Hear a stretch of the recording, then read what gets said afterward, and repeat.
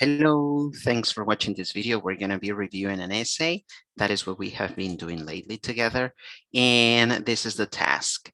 Several languages are in danger of extinction because they are spoken by a very small number of people. Some people say that government should spend public money on saving these languages, while others believe that will be a waste of money. Discuss both views and give your opinion. All right, so that is what we will be doing. And this is the essay that the student made.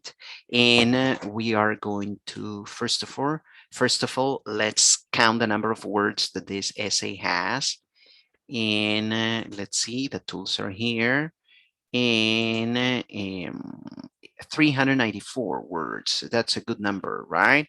394 words. That's a lot. So here are the comments. And words, 394 words. This introduction is long. So how many words does it have? It has 103 words. Okay, 103. And then this body paragraph, the first one, has a 130 words. 130 words. The second body paragraph has 102 words. 102. And the conclusion has 59 words. 59. So let's see what we have here. And let's read the task again. It says several languages are in danger of extinction. So languages in danger of extinction. Okay. Why? Because they are spoken by a very small number of people. Okay, some people say that governments should spend public money on saving these languages. Okay. Others believe that that will be a waste of time. So it's about money and the government to preserve languages. Discuss both views and give your opinion. What are those two views you have to talk about?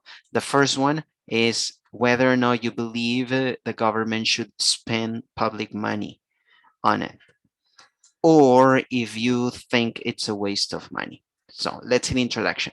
The idea that the government should allocate financial resources to languages that could disappear is somehow controversial because some people believe that it is a waste of money.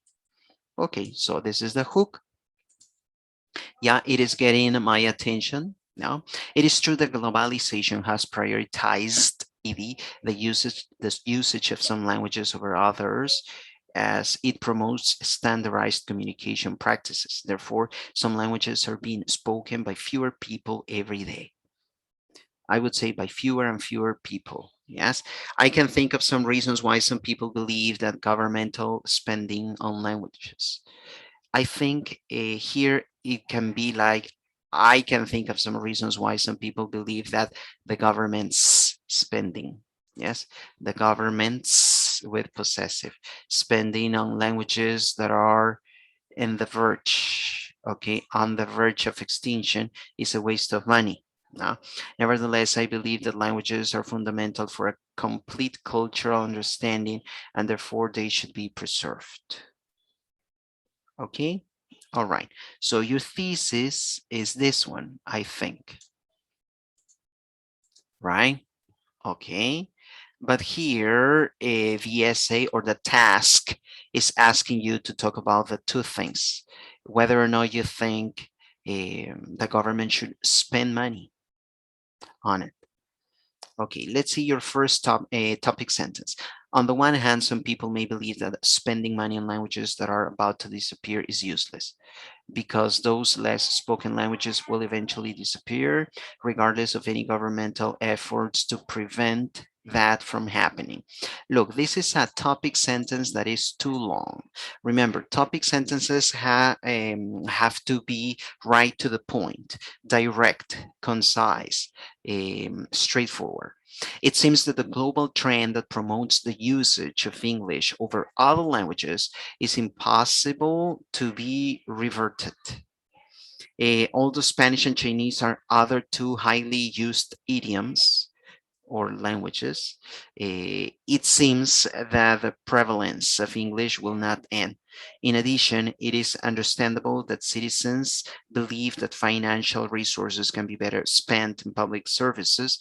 Every country needs good public health systems as well as education or infrastructure. Therefore, citizens may demand that public resources should be allocated in those services rather than saving languages that are almost extinct. Okay, so what are we doing here? This paragraph is about using money doing other stuff that is not necessary. I mean, stuff other than preserving a language that nobody uses. So, a I think that this topic sentence is too long. When we write a topic sentence, it is better not to use the word because. Why? The word because introduces a reason. And a topic sentence is stating a fact. You state a fact in a topic sentence. You state a fact or you state a reason, but you don't give an additional reason of on why you are stating such a fact. So when do you do that? When you start writing the supporting ideas. So in order to be very specific, and to make our point clear in the paragraph, it is way better to have a short topic sentence right to the point. And then you can give reasons using other connectors, okay? So it seems that the global trend, then you're talking about other languages. You're talking about Spanish, you're talking about English, you're talking about Chinese, and you are saying that because of those languages being so widely used, so it's pointless to spend money in preserving languages that are dying or that are not used. Okay, yeah, I don't think that the information that you have here is out of topic. I don't think that. Uh, and I think this is not an addition. Yes, sorry about that. You're saying here in addition, but you are not adding information. No, you're reaching a conclusion. So if you're reaching a conclusion, you should be using another connector. Yeah. Because what you are mentioning before is a reason to support the fact that money shouldn't be spent in such endeavors, right? So, yeah. And now, what about this one? It says, on the other hand, I believe that languages are crucial and vital to understand a culture because they represent the utmost expression of communication. Languages embrace ethnical, social, educational, and other matters that can be unique or specific to any civilization, and therefore are needed to fully comprehend them.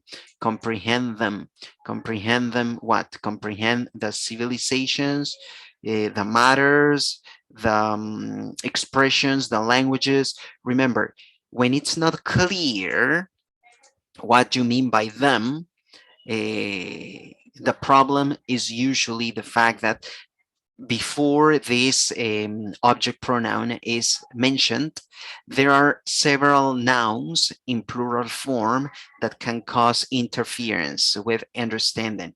So to avoid that, instead of using an object pronoun, it is better to paraphrase the key noun or the key noun phrase this object pronoun is referring to. Okay, for example, even between countries that speak the same language, there are different words for the same item. Moreover, there are some words that exist in a language that do not exist in in any other language. Therefore, in order to preserve cultural expressions of different civilizations, I believe that governments should preserve languages. Okay, yeah, this is a nice paragraph. Again, you have a topic sentence that is longer than it should be. Well, that's my point of view. Every time you use because, you are depriving yourself from writing more supporting sentences. So there's no need to make sure that the topic sentence supports itself by including or having a reason. It's better to be direct, straightforward, and then you can give your reasons in the supporting ideas. Let's see this conclusion. It says, in conclusion, government should allocate financial resources to have less spoken languages because they are the unique expression of a given culture. While some people may think that eventually some languages will disappear or that other needs are to be prioritized, I believe that languages are a rich source of ethical and social expression and therefore should be preserved. Okay, you're not following the pattern here because this is your summary. You are not paraphrasing the thesis statement. So, in my humble opinion, it is better to start by paraphrasing the thesis statement and then including information, including the summary of the body paragraphs. First of all, you acknowledge here the fact that this is a summary also. This is a summary of the second paragraph. Yeah, you're changing the order here. That's nice and neat, right? You're changing the order of the paragraphs in your summary. And then you're giving your final thoughts. But you do not have a paraphrasing of the thesis. Well, the thesis is basically the very same thing that you see in the body paragraphs, but this is the thesis. It's quite long, the one that you have in your introduction, this one, right? And to be honest, I think that it starts here. Yes. So you have like 2 sentences for your thesis. Yeah. So it's better if you make it into one, right? And that thesis statement should be paraphrased before the summary. Mhm. Well, they are alike. Probably that's why the student didn't decide to include paraphrasing of the thesis. So, what can we say about this paragraph? The thesis statement should be in just one sentence. All right. The topic sentences could be shorter. Mhm. Then we want to make sure we use the right connectors depending on the connection on the statements among the paragraph. And also be careful with the reference. If you're using an object pronoun, it has to be clear what you're referring to. And in your conclusion, of course, you have a summary, but you should also have a paraphrasing of the thesis statement. All right. So those are just comments on the way